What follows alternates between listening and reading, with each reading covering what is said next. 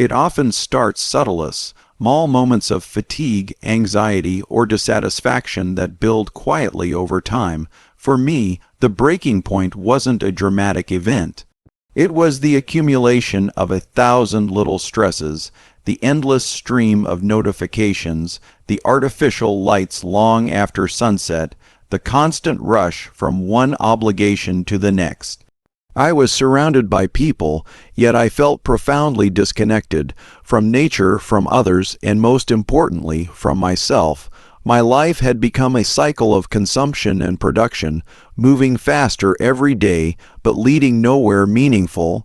I wasn't living, I was managing. One evening, stuck in traffic with my hands clenched on the steering wheel and a podcast playing just to drown out the silence, it hit me. I didn't recognize myself anymore. I was going through the motions, performing roles, responding to emails, paying bills, but nothing felt real. That moment was quiet, but it felt like an emotional earthquake. A whisper inside me asked, "Is this really it?" That question didn't go away. In fact, it grew louder with each passing day. The routines that once felt normal now felt unnatural. Even small acts, like eating lunch under fluorescent lights or commuting under a gray skyline, began to weigh on me like chains. I realized I had built a life that served expectations, not my own spirit. That's when I understood I needed to break away, not because I was weak, but because I was waking up. The breaking point wasn't a collapse, it was a beginning. It was my soul telling me that life doesn't have to be this way, that something more authentic was out there, that I could choose differently, and so I began listening to the silence, to my intuition, and ultimately to the call of the mountain. The call to return wasn't loud or sudden. It was gentle, persistent, and deeply rooted in something ancient. It didn't come from a screen or a voice. It came from the quiet spaces in between, a growing longing for simplicity, stillness, and something real. It felt less like running away and more like moving towards something that had always been there, waiting. I didn't know it at the time, but I was craving connection, not to the internet, but to the earth. I wanted to feel the sun on my skin without concrete under my feet. I wanted to hear birds, not background noise. I wanted to be part of nature, not just a visitor. This wasn't about rejecting society. It was about remembering what came before it, before deadlines, before social media, before the belief that busyness equals worth. The more I sat with the discomfort of modern life, the more I realized I was disconnected not just from nature, but from my own nature. I wasn't built for fluorescent lights and digital validation. I was built for campfires, cold mornings, and the sound of wind through trees. The mountains became a symbol of return. They offered no praise, no recognition, just quiet truth. There was no pretending in the wild. You show up as you are or not at all. That honesty felt like a relief. The more I thought about it, the more it felt inevitable. I had to go back, not to a place I'd been before, but to a way of being I had forgotten. The call of the mountain wasn't a fantasy. It was a remembering, a pull toward rhythm, purpose, and presence. And once I heard it, I couldn't unhear it. I knew I had to follow, even if it meant leaving everything behind. Making the decision to leave wasn't easy. In fact, it was one of the hardest choices I've ever made. Society tells us that stability means staying put, climbing the ladder, building a resume, collecting things. Walking away from all of that, my job, my apartment, my routines, felt like walking off the edge of a cliff, but deep down I knew I wasn't walking off the edge. I was stepping onto a new path. The fear I felt was real, but it was also a sign. Fear often guards the door to transformation.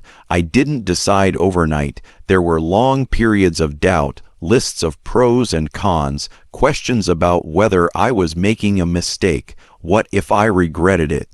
What if I failed? But each time I sat with those fears, they were outweighed by a deeper fear, the fear of never knowing what could have been, the fear of staying trapped in a life that wasn't mine. The world I was leaving behind had comfort but no peace, security but no fulfillment. I had to ask myself, what's the cost of staying comfortable? That question shifted everything. Comfort without meaning is just another kind of prison, and I was done being a prisoner. So I packed lightly, not just my backpack, but my soul. I let go of possessions, titles, and the illusion of control. I chose uncertainty over numbness. I chose risk over regret. And most of all, I chose to live on my own terms. That choice wasn't about escaping, it was about reclaiming my time, my mind, and my connection to the world that exists beyond screens and streetlights. The decision to leave was hard, but it was the first decision I made for me, not for the system. And that made all the difference. The mountain became more than just a place. It became a teacher.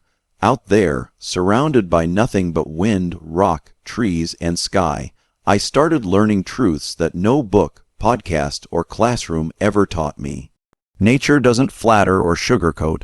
It doesn't bend to your schedule or cater to your ego. It gives you the truth, raw and unfiltered, and that truth can humble you in the best possible way. When you're alone in the mountains, every choice matters. If you forget to gather firewood, you shiver.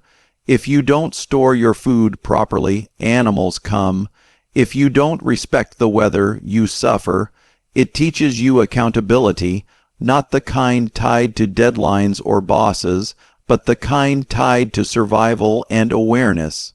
Slowly, I began to understand how soft I had become in the convenience of city life.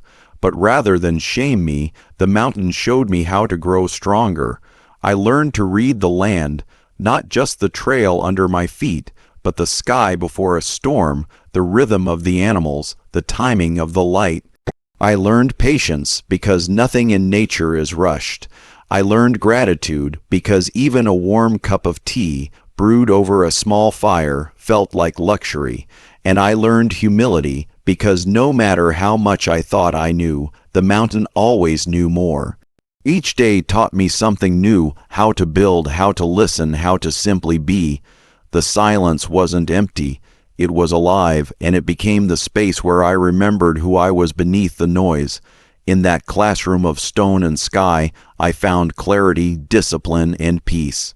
The mountain didn't just challenge me, it refined me, it stripped away the unnecessary until only the real remained. People often ask what I gave up to live this way, but the better question is, what did I gain? I didn't just walk away from a job or a city. I walked towards something far more valuable. I gained peace, the kind that doesn't come from vacations or weekends off, but from waking up every day with a clear mind and a full heart. I gained purpose because now every action I take, cutting wood, growing food, collecting water, has meaning. It's not about chasing status or productivity metrics. It's about surviving, thriving, and living with intention. I also gained time, not just hours in a day, but presence time to notice the way sunlight moves across the trees, time to sit quietly by a stream without checking my phone, time to listen, not just to nature, but to myself.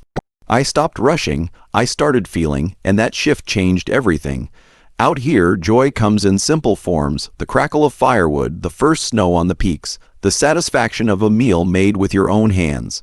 I've learned that you don't need much to live well. In fact, the less I have, the more I appreciate. Without constant noise and distraction, I've rediscovered the richness of stillness and the value of small things. Most importantly, I gained clarity. In the silence of the mountains, I could finally hear my own thoughts. I could ask the big questions: who am I? What do I truly need? And actually sit with the answers. What I found wasn't a fantasy life or some utopian dream. It was real, raw, and beautifully imperfect. I didn't lose anything that mattered. I gained everything that does, and once you experience that kind of richness, going back to anything less feels impossible. This journey wasn't just for me. It was a message for anyone who feels the weight of the world pressing down on their spirit. We live in a time where we're told what to want, who to be, and how fast to move. But deep down, many of us feel it. That quiet ache for something more real.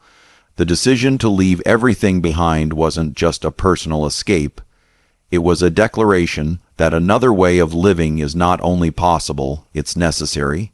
You don't have to move to the mountains to reclaim your life, but you have to listen to that inner voice you've been silencing, the one that's asking for space, for silence, for purpose.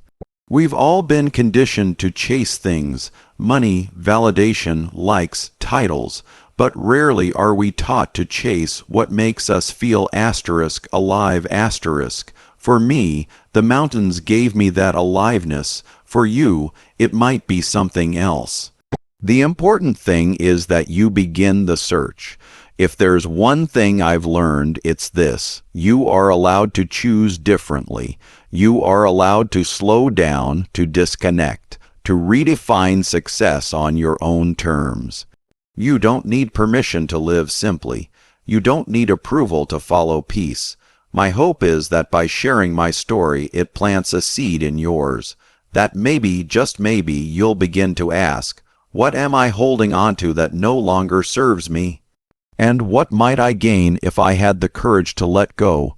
You don't have to leave everything behind. But if the life you're living isn't feeding your soul, then maybe it's time to answer your own version of the call. Because sometimes the bravest thing you can do is walk away and walk toward yourself.